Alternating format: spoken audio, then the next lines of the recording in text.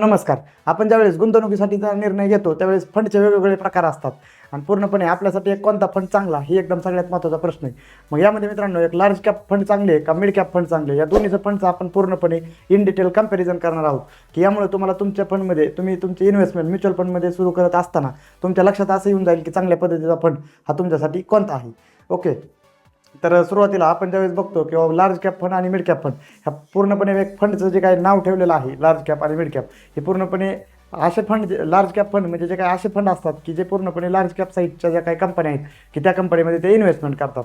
आणि mid cap fund हे एक असे टाईपचे फंड असतात की ज्यामध्ये जे काही मिड कॅप साईजचे जे काही मिडियम साईजचे जे काही इंडियामधल्या चांगल्या टॉपच्या कंपन्या आहेत की त्यामध्ये त्या फंडमध्ये किंवा त्या कंपनीमध्ये या फंडची इन्व्हेस्टमेंट असते. ओके, मग सगळ्यात महत्त्वाचं ह्या फंडचं तर तुमच्या डेफिनेशन लक्षात आले असेलच. मग आपल्या गुंतवणुकीसाठी कोणता फंड चांगला हे सगळ्यात महत्त्वाचा जो काही विषय आहे. यासाठी मित्रांनो एक माझं असं म्हणणं आहे की पूर्णपणे एक तुमचं स्वतःचं तुमच्या मधील ऑब्जेक्टिव्ह काय आहे आणि तुमच्या इन्व्हेस्टमेंटमधील गुंतवणुकीचं एकदम गोल काय आहे आणि गुंतवणुकीचा दीर्घकाळ म्हणजे तुम्ही तुमची गुंतवणूक किती दिवस ठेवणार आहात ह्याच्यावर मित्रांनो हे उत्तर तुम्हाला मिळून जातं. म्हणजे काय की तुमच्या गुंतवणुकीत जर तुमचा ऑब्जेक्टिव्ह जर कमी कालावधीसाठी जर असेल आणि तुमच्या गुंतवणुकीचा तुमचा ऑब्जेक्टिव्ह एकदम जर सेफमध्ये जर तुम्हाला रिटर्न्स पाहिजे असतील तर तुमच्यासाठी लार्ज कॅप ही एकदम बेस्ट आहे. आणि जर तुम्हाला जर एकदम चांगल्या पद्धतीचे ग्रोथ आणि तुम्ही जर लॉंग टर्मसाठी जर पूर्णपणे इन्व्हेस्टमेंटचं प्लॅनिंग केलेलं असेल तर तुमच्यासाठी मिड कॅप साईजचे फंड एकदम मित्रांनो बेस्ट आहेत. ओके, मग ह्या गोष्टी लक्षात घ्या की लार्ज कॅप साईजचे फंड आहेत ना मित्रांनो, ही पूर्णपणे एकदम स्टेबल रिटर्न्स पूर्णपणे म्हणजे लो रिस्क आणि एकदम स्टेबल रिटर्न्स म्हणजे एक 11 ते 12% एकदम लॉंग टर्ममध्ये स्टेबल परतावा लार्ज कॅप फंड देतात.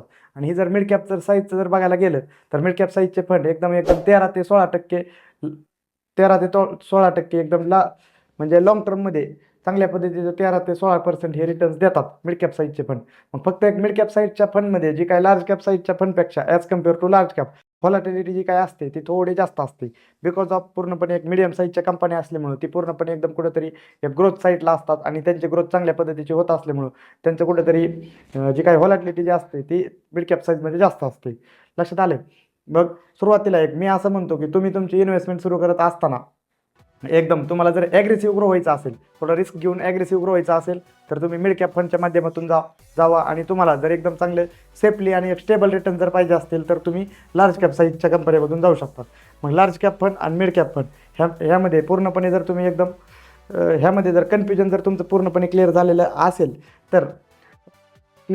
असेल तर तुम्ही आम्हाला कमेंट्स बॉक्समध्ये तुम्ही तुमच्या अडचणीत वगैरे विचारू शकतात. फक्त एकच आहे मित्रांनो की तुम्ही तुमची इन्व्हेस्टमेंट म्युच्युअल फंडमध्ये तर सुरू केली पाहिजेच. कारण की तुम्ही डिसिजन तर म्युच्युअल फंडमध्ये इन्व्हेस्टमेंट सुरू करण्याचा घ्या. तुम्हाला जे काय फायनान्शियलबद्दल प्लॅनिंग किंवा तुम्हाला एकदम लॉंग टर्मचे गोल ह्या सगळ्या गोष्टी तर मित्रांनो आम्ही तुम्हाला पूर्णपणे गायडन्स करू शकतो. मग एकच आहे की जर चांगल्या पद्धतीचा तुम्ही जर सुरुवातीला सगळ्यात महत्त्वाचा निर्णय आहे की जो निर्णय तुम्ही जर घेतला तर तुम्हाला एकदम फ्री प्लॅनिंग आम्ही देऊ शकतो. Personally SEBI registered mutual fund distributor मी आहे की पूर्णपणे माझं कामच आहे की तुम्हाला म्युच्युअल फंडबद्दल गायडन्स करणे. व्हिडिओ आवडला मित्रांनो तर तुमच्याही मित्रांना शेअर करा, व्हिडिओला आपल्या लाईक करा, चॅनलला सबस्क्राईब करा. म्हणजे जे काही फायनान्शियली व्हिडिओ तुमच्यापर्यंत मी बनवतोय ते सहज तुमच्यापर्यंत पोहोचतील. थँक्यू.